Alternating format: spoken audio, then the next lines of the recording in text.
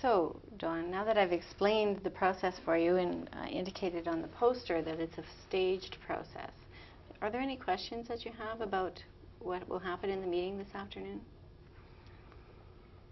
No. I'm a little nervous, but no questions about the process. You've explained it very well. Thank you. And people who find themselves in a situation like yours are often nervous going in, and that's to be expected.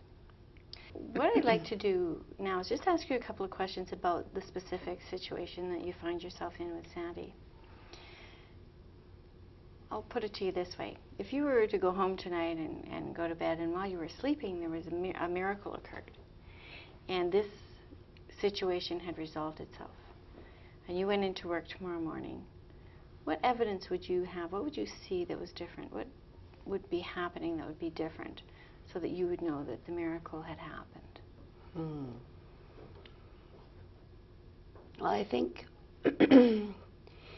Sandy would be treating me with respect and acknowledge the hard work I've put in. I think that would be it. Okay. And was there a time when you and Sandy had good conversations? What's the best conversation you've ever had with Sandy? Can you recall one? I think the best conversation was when we first started working together, and we sat down and talked about what he saw that was needed to be done and what I could offer, and understanding each other that way.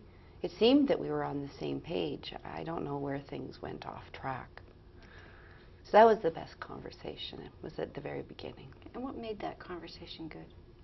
Well, you seemed to understand me. Okay.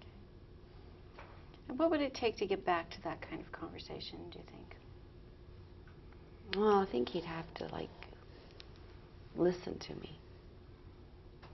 And not be so much about himself, but, think about what I need too.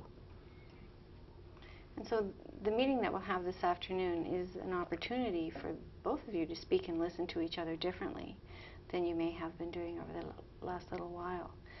It's an opportunity for you to speak gently and honestly with each other, to be open to hearing what the other person is saying and allowing that to influence you, to use specific examples so you can get some clarity around where things might have gone off track, and to talk to each other directly in a gentle way.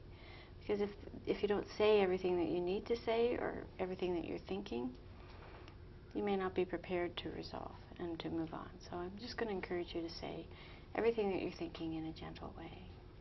I'll try. Good. What I'd also like to do is just to share with you this consent to mediate. That'll be your copy to take home. I have a copy here as well. What this does is this outlines my role as the mediator, as impartial, and your role as a participant to be gentle and honest and open and specific with each other. And it outlines some of the other things that we need to think about in mediation. And what I'll do is I'll ask you to sign this in the mediation process tomorrow.